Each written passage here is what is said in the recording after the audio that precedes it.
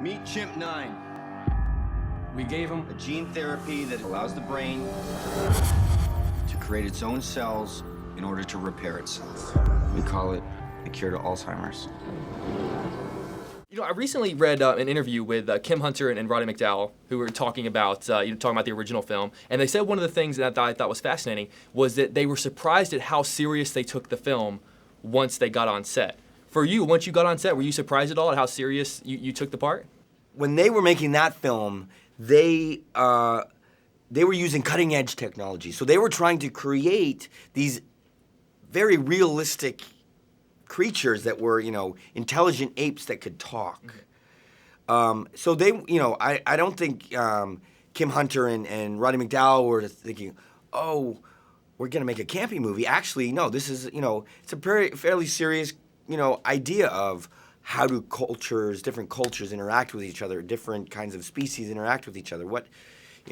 So in this film, it was, very emotionally grounded. The relationship with Caesar, the chimpanzee, played by Andy Serkis, was played on a very realistic level. So there was no way, there was nothing comic about it. Right. It was like a man, trying to take care of a chimpanzee. But not only that, it's a very intelligent chimpanzee. And so it's almost like a man becoming a father, and so it was, very serious, and we played it very earnestly.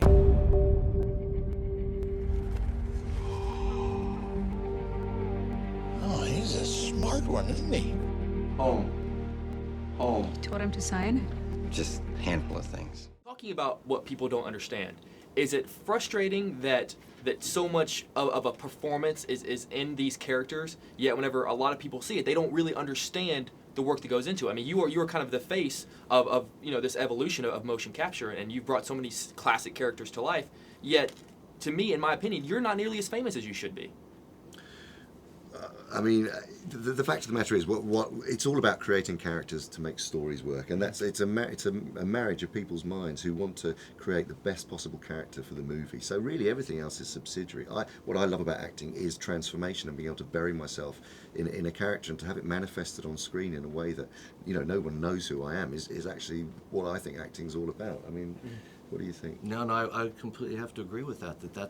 That is the whole point. It's about the performance, and then using that to bring the character to screen.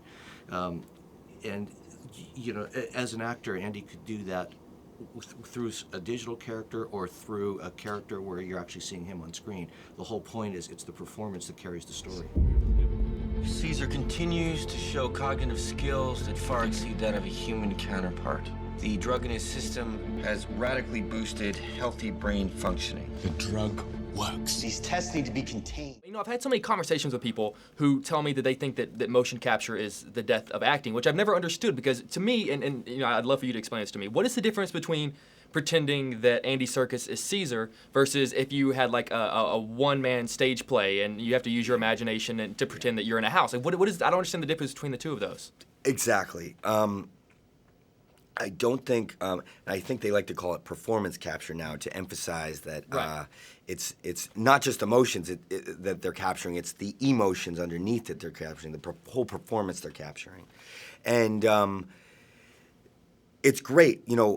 About 10 years ago, they were making a lot of these CG movies, but the technology didn't allow for performance capture. So if you wanted to act opposite a CG creature, usually you'd be acting to a tennis ball or to nothing.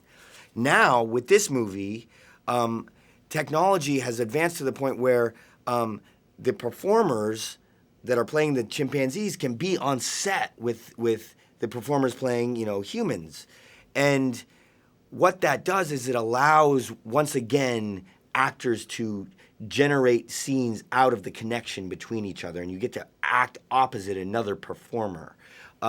So in that sense, it's not even like a stage, like you said, a stage play. It's not even like a stage play where you're acting to imaginary characters or pretending that you're, in on the fields of battle or something when you're just on a stage.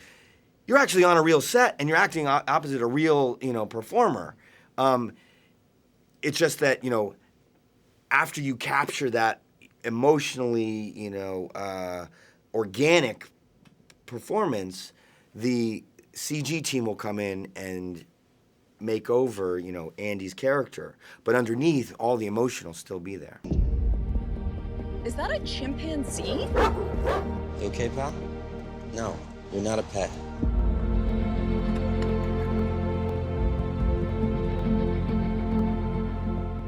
So I've always been told by girls that the way to win over a girl is to have like a dog in the park, like run with a dog. Are you now telling me that if I walked with like a chimpanzee in the park, is that the new way to win over girls? I don't think so. No. I think you leave the chimpanzees where they're meant to be. I mean, I do not believe for one that chimpanzees can be tamed and be kept at home. Because they are meant to be in the wild and they're unpredictable by nature. So you're better off with a dog. Good to know. So ladies, no chimps. No chimps. It was so crazy watching this movie last night, thinking about everything that Andy does. And I think what really hit me the most were his eyes, watching Caesar's eyes. And just even like looking at that is simply unbelievable. When you see a clip like that playing, or in the trailer in the movie, do you see Andy in there at all? I do, all the time, which is, for me, a better understanding of what he did in the motion capture suit. I actually got mesmerized by his eyes at all times, not just because he's doing the ape, but Andy's got those intense eyes. Right. And the emotion that he delivered with those eyes is exactly what you see in Caesar, in the film. So it was, in every possible way, Andy Serkis. You are going nowhere, mister. You or your son are going to pay for my choice. Stay right there.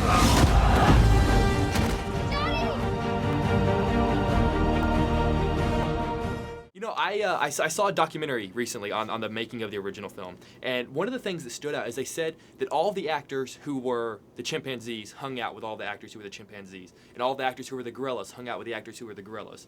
For you guys, do the actors who are motion capture hang out together, and do the live actors hang out together? Is there ever any kind of division? Is that still there?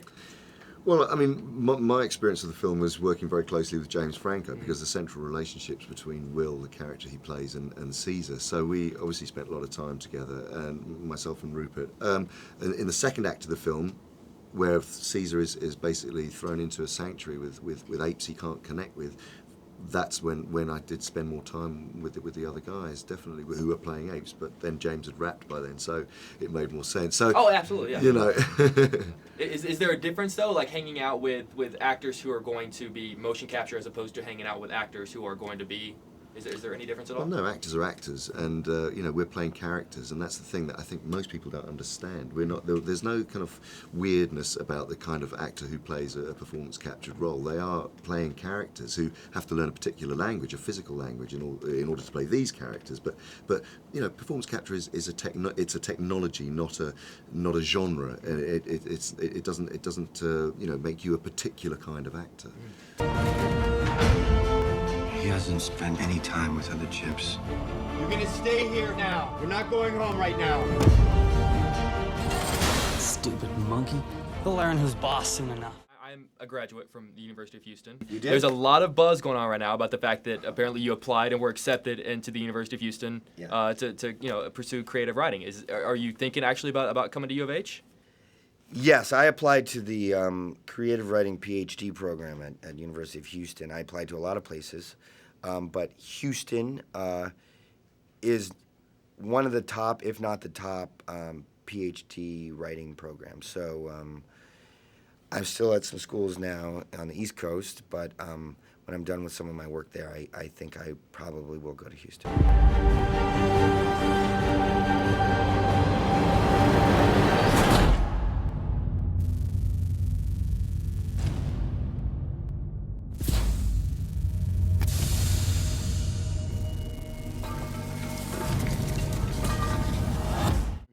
I had an argument with one of my friends recently who said, well, Andy Serkis has played King Kong, so Caesar should come easy to him. To which I said, there's such a difference between the two, because it's it's like King Lear and Hamlet. It's just because of Shakespeare doesn't make it the same thing. Is that what were some of the difference for you coming into that? What was the difference between Kong and Caesar. You're absolutely right. Kong is an entirely different beast. He really is. He's he's like a past his prime, lonely, psychotic hobo who has no connection to any other living being. You know, he's just a matter of survival until he meets Andaro, and that changes his life.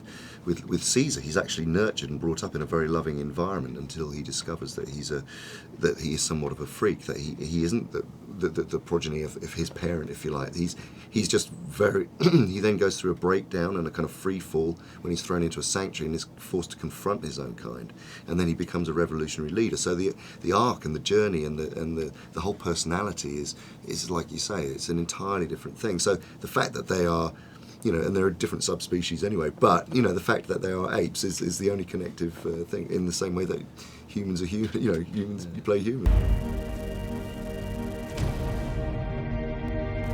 You have no idea what you're dealing with.